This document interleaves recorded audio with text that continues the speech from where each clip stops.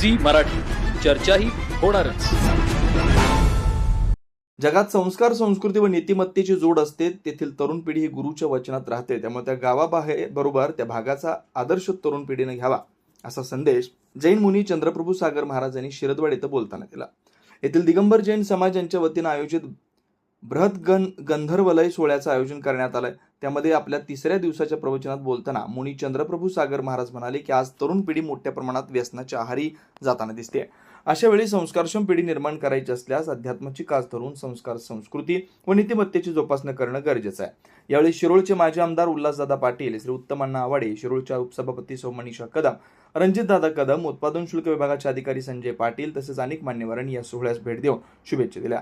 यावेळी विविध धार्मिक कार्यक्रमांचं आयोजन करण्यात आलं होतं. या विधानासाठी भव्य व आकर्षक मंडप उभारण्यात आला असून भाविकांना बसण्यासाठी उत्तम सोय करण्यात आली. विविध प्रकारचे स्टॉल्स उभारण्यात आले. त्या स्टॉल्सवरती नागरिकांनी गर्दी केल्याचं दिसत होतं. सायंकाळी हत्ती, घोडे यासह विविध वाद्य वृंदात शोभायात्रा काढण्यात आली. मोठ्या संख्येनं समाज बांधव उपस्थित होते. दरम्यान या सोहळ्यासाठी आरोग्य व्यवस्था, भोजन व्यवस्था, शुद्ध पिण्याच्या पाण्याची, पार्किंगची तसेच अन्य व्यवस्था अत्यंत चोख करण्यात आल्या.